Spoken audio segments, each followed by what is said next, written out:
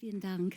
Die Fragen können anschließend auch auf Deutsch gestellt werden. Ich schreibe nur viel besser auf Englisch als auf Deutsch. Circumcision does not often promote congenial dinner conversation, but brief mention of this symposium's topic at a dinner in Landstuhl last Saturday elicited the following tale by my table partner, a Pennsylvania Jew now living in Great Britain. Because his eldest baby was born in the USA, the venue relieved him of arranging a Brit Milah, that is the circumcision ceremony. For as we know, circumcisions happen rather spontaneously in the USA.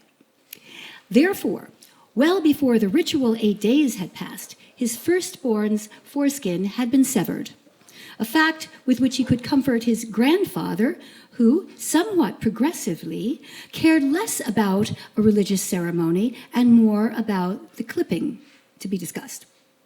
With the second child, however, the story was different. Now in the UK, although not too far from London, my friend found a traveling mohel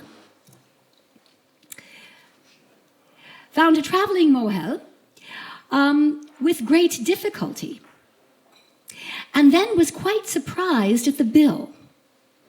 To account for the high charges, the practitioner explained that he was, in fact, the royal mohel, the one who circumcises princes, namely Charles, Andrew, and Edward. Beyond my shock at his breach of confidentiality, I was surprised to find the UK not more like the continent, which means not prone to semi-automatic surgeries. When I asked why the Royal Highnesses had been cut, my friend replied, "It's an upper-class fad." So we are entering the topic by an unexpected route, but a number of themes covering both female genital mutilation and male genital mutilation are here: finance, class, and social pressure. Despite the obscurity of its source, for instance, female genital mutilation is thought to have originated, like Chinese foot binding and the wasp-waist corset, among the upper classes, and have spread to those beneath. And as far as circumcision is concerned, failure to cut seems to demote Jewish males. As Shea Cohen writes, although, quote, the Talmud and post-Talmudic legal tradition recognize the Jewishness of a native-born Jewish male who remains uncircumcised, nonetheless, this foreskinned person is regularly associated by the Mishnah, which is a field of study, the person who is ritually impure. No circumcision, ritual impurity. Ritual impurity is typically caused by leprosy, sexual discharge, or contact with a corpse. Now, of course, these are hardly aristocratic links. Now, returning to my friend's flippant labeling of circumcision as faddish, the general concept to which a fad belongs is not trivial at all. Fads and social norms derive from the same emotion, a need to conform, and the need to conform is very important in the longevity of both male genital mutilation and female genital mutilation. Okay, true, a fad is by definition ephemeral, but female genital mutilation and male genital mutilation are tenacious. Nonetheless, the motive is to not stand out, to be like everybody else, and to avoid the consequences offered to the outliers. Not to mention, not to be subjected to policing by the community, to scorn, to ridicule, to bullying, or to hazing.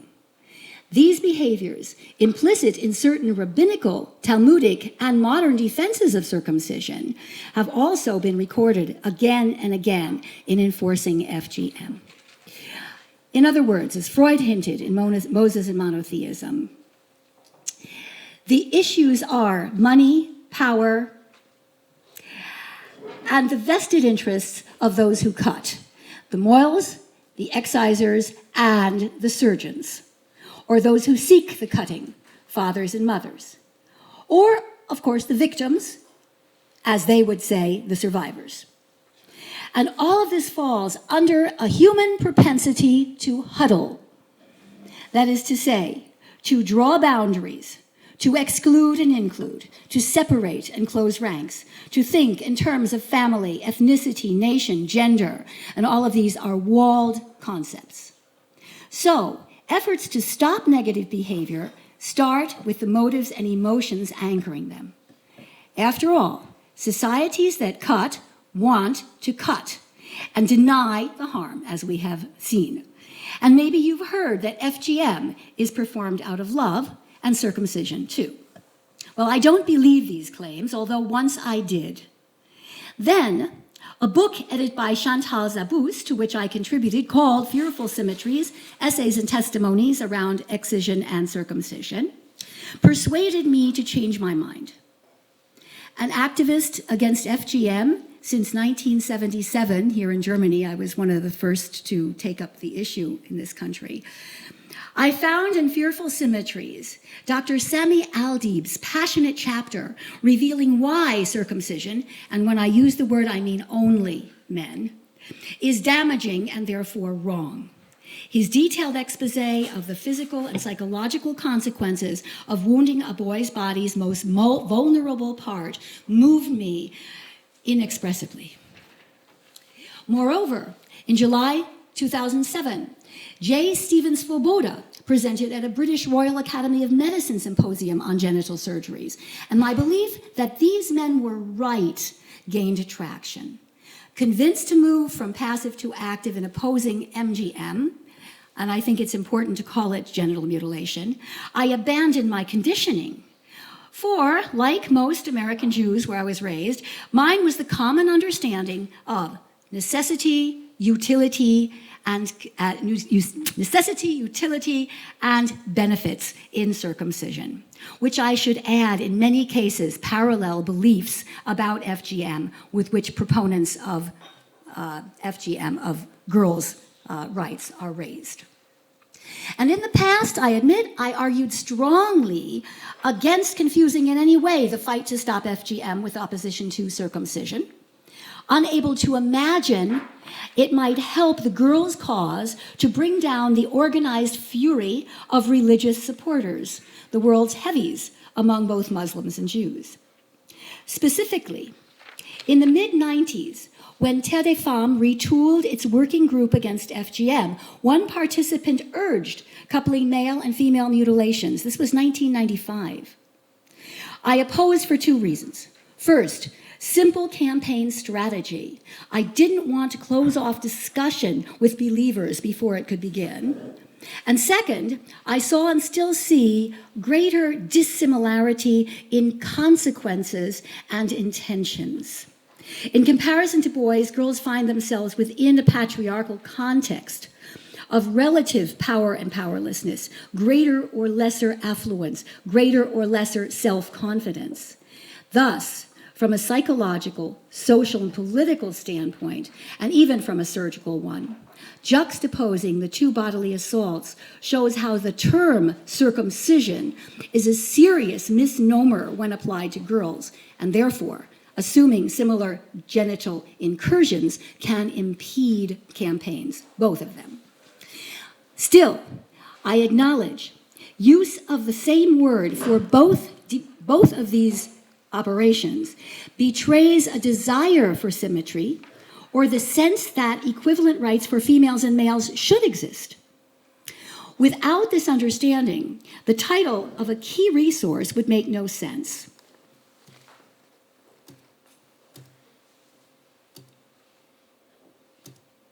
There we go. Why aren't Jewish women circumcised? Cohen asks, in Gender and Covenant in Judaism. Like contemporary Jewish feminist scholars, he shows how the question in fact does not make sense. Briefly, over millennia, many commentators have understood circumcision as a covenant that defines the nationhood of the Jewish people. But if this is so, If this is so, Cohen asks, are women Jews? Important here, if you are talking to traditionalists, is his answer. Yes, of course they are, because the weight of traditional discourse, the majority in traditional discourse, overrides the controversy and doesn't consider Brit Milah as covenantal. It doesn't consider the bris, the circumcision, covenantal. That is, as the sine qua non of ethnicity, or even the commandment to circumcise as obligatory for all men. In the late Middle Ages, Jewish lawmakers codified the Jewish people as an ethnicity jus sanguinis. Presently, a person born of a Jewish mother is a Jew, and if male, remains one, whether circumcised or not. Not to misrepresent Professor Cohen, however, he does not approve of circumcision, but he provides cogent arguments with which to debate Jews who do approve, and if you read him carefully, you can find gaps in his knowledge that once filled in might even convince him to change his mind. So what is missing?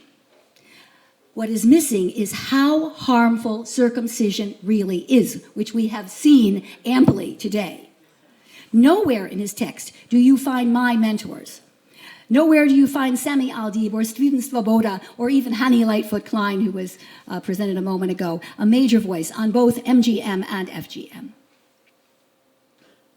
And you find no neuroscientific studies like a premier work by Gillian Einstein in Toronto showing how the brains of FGM and by extension circumcision victims are altered to resemble those of victims of multiple sclerosis or of women whose vulvas have been lost to cancer. That is, people whose neural pathways have been cut. And you find no reference to post-traumatic stress disorder either. Thus, Cohen doesn't know what you know, the extent of harm. That some injury has resulted, however, he does know, and so did the rabbis. Cohen looks carefully at passages in the Old Testament, the Babylonian Talmud, the Yerushalmi Talmud, and at early medieval Renaissance and modern commentators. He's from Harvard and he knows all of these original languages, to explicate passages on circumcision. And hopeful in the fight for abolition is the change that he finds over time in performance and meaning of the ritual for boys. It has not remained the same. It has changed. There has been innovation. Noting, quote, how numerous scholars, theologians, missionaries, philosophers, anthropologists, sociologists, and so on and so forth, offer a bewildering variety of explanations for this powerful human impulse to cut away a piece of the penis. He concludes that there is little unanimity on the subject. An unwieldy array of functions, features, causes, and effects has been attributed to circumcision and associated rites. And I read this because you can apply the same categories to male and female mutilation. Age grade bonding and generation dividing, social exchange and rivalry, spilling blood, inflicting ordeals, remaindering prepuces, occasioning stoicism, making boys into men, now we're going in the male direction, ordinary men into prophets, a people into chosen or condemned, men into women, this is Bruno Bedelheim's symbolic wounds, phalluses into vaginas, to enhance or diminish virility, fertility, sacrality, holiness, or other kinds of potency, either to augment or to limit population growth, and thereby curing or causing disease.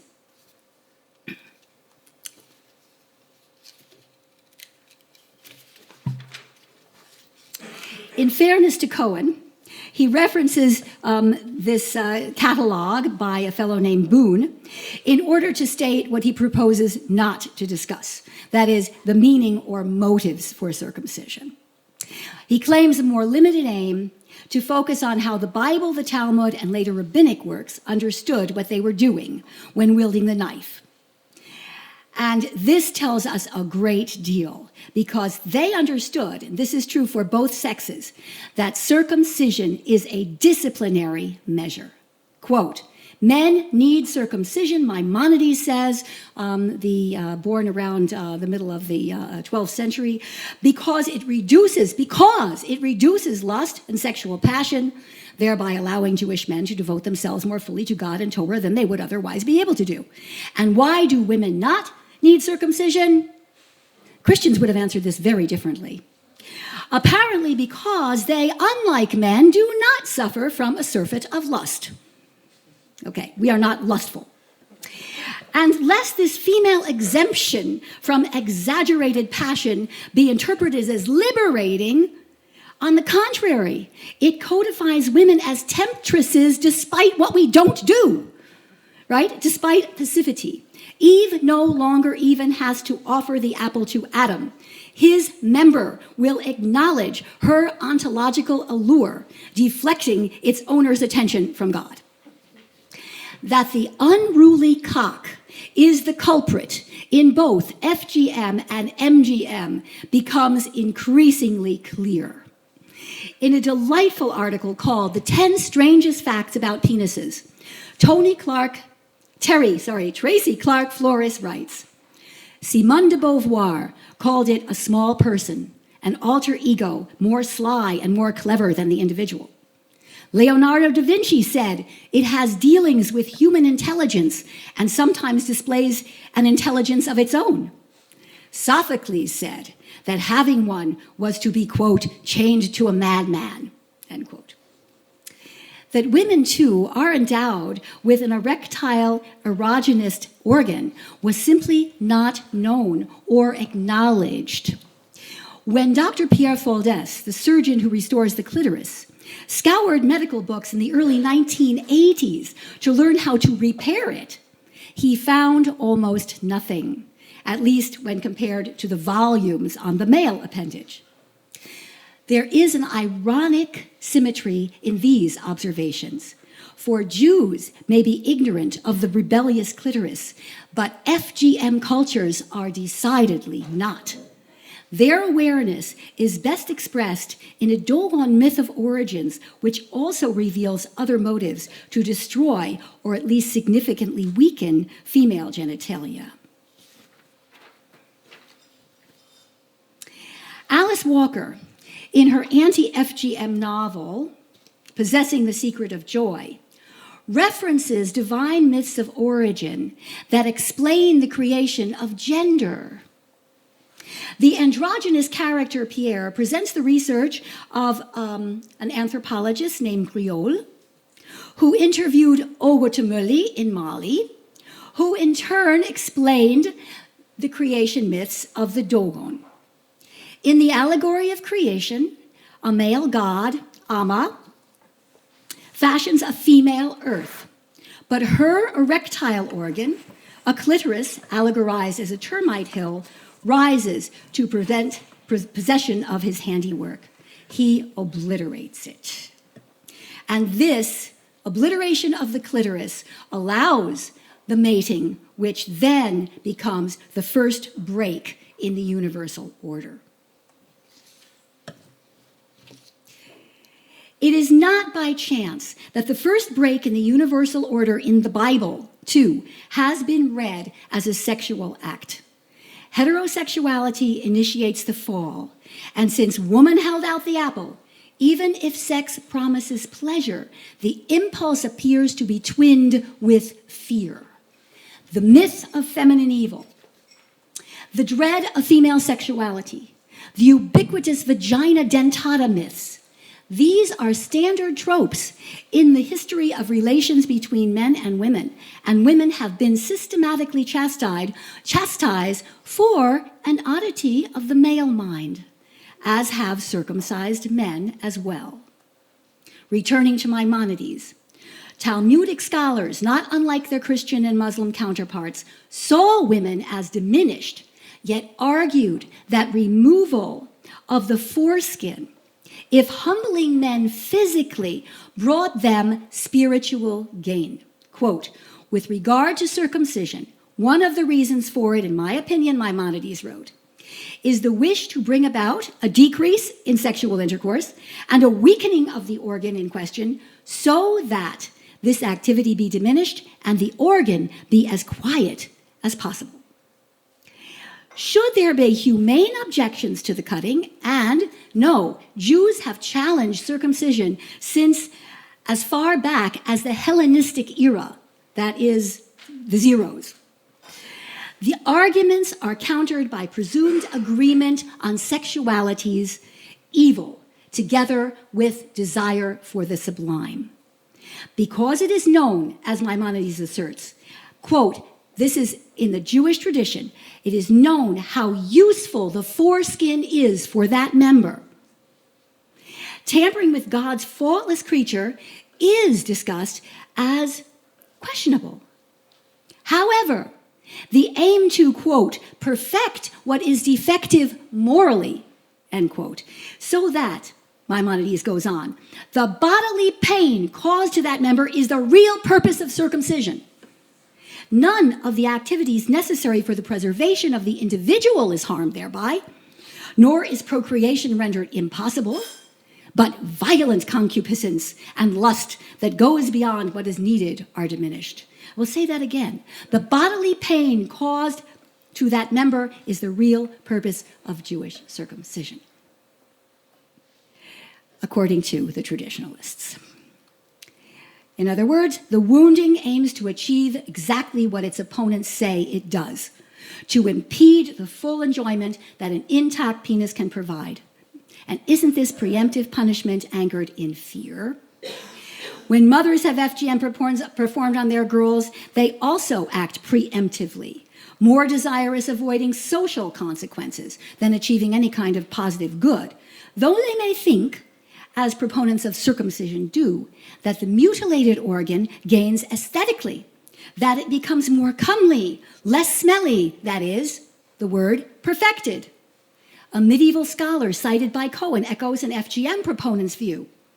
For this man, as for, say, the narrator in a Somali woman's memoir named Aman, the story of a Somali girl, for him and for her, unaltered genitals are unappealing.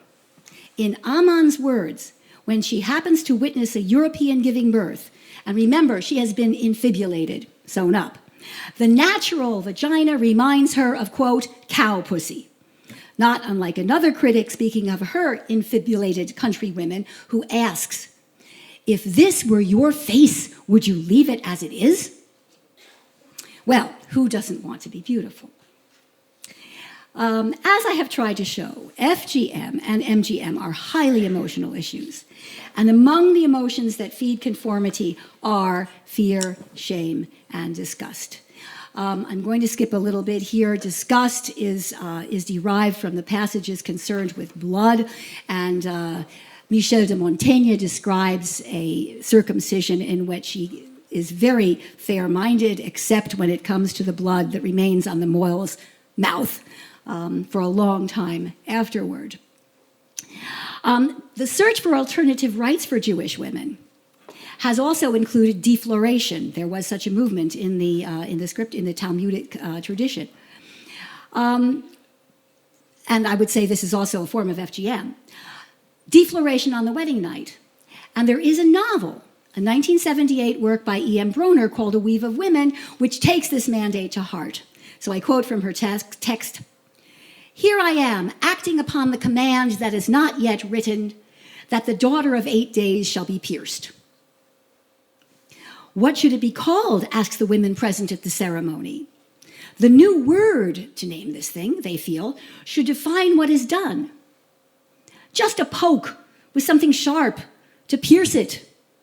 They choose hymenotomy and celebrate it for making the baby, quote, one of us, a member of the group of women, someone never to be judged by an intact hymen, but rather by the value of her works. This, too, is a primary motive in Jewish circumcision. It is viewed by the elders as creating another spirit for the community. I would simply like to conclude, because I haven't even gotten there yet, There we have Eve and the apple and sexuality, and I mentioned beauty and blood. But I would like to conclude with a whole bunch of blood, partly because I understand that many here are not sure precisely what the female rite involves. And so I have 3 short testimonies.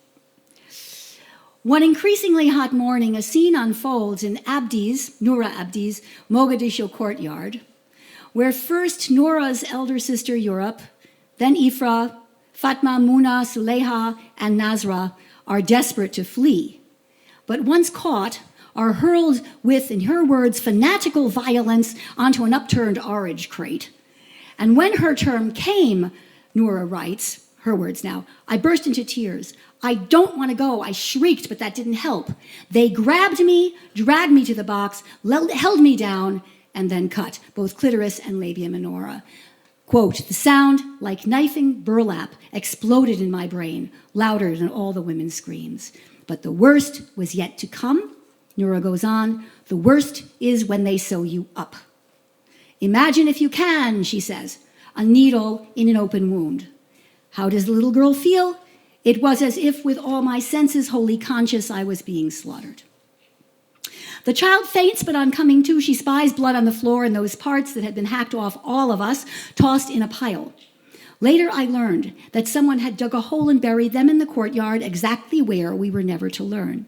What do you need to know for, they would ask. It's long gone to where it belongs, under the earth. There are some stories of Jewish circumcision in which the prepuce is also buried. Another Somali intervention is Mariam Sheikh Abdi's.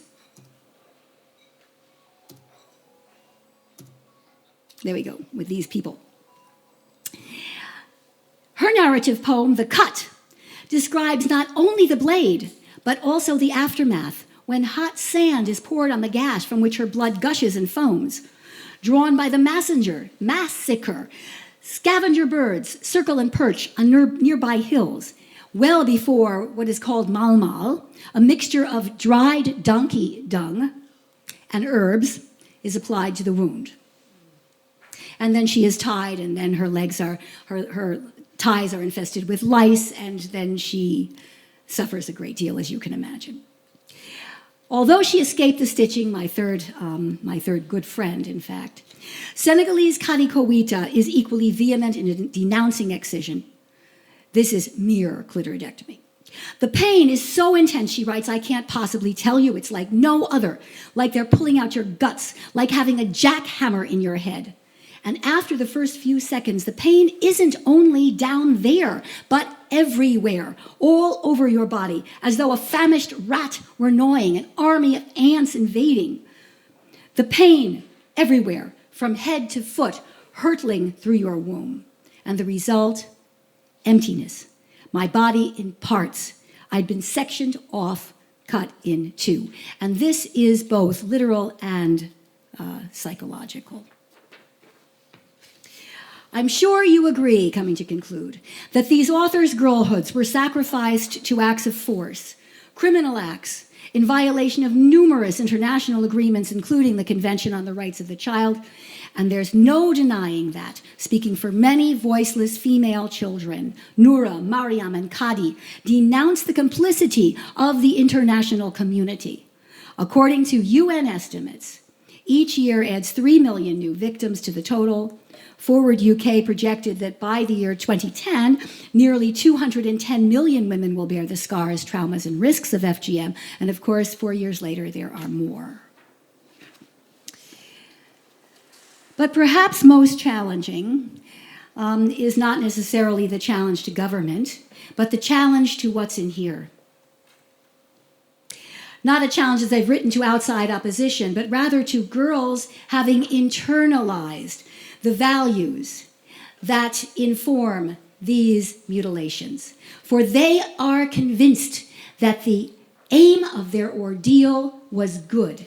It was purification, so-called, and they believe their torment has embellished them. This is true for most of the victims. Abdi reveals her shock in discovering herself in Germany among a nation of the unclean. Other survivors admit their loathing for genitals neglected and left in the raw. Final 2 sentences. I have quoted a poem by Blake, I'll put it up here very, very quickly, called The Sick Rose, but I'll resume it. He talks about the sick rose, the invisible worm, the howling storm, the bed of crimson, bloody, joy, dark, secret, love, life, destroy, which are all metaphors of anxiety and dread. And the atmosphere is one of sexual arousal, framed in myth, unearthed from the mind, and the tension discharges itself in genital assault. Behind both circumcision and FGM is fear on the part of the powerful who appease that fear on the bodies of the helpless. Thank you.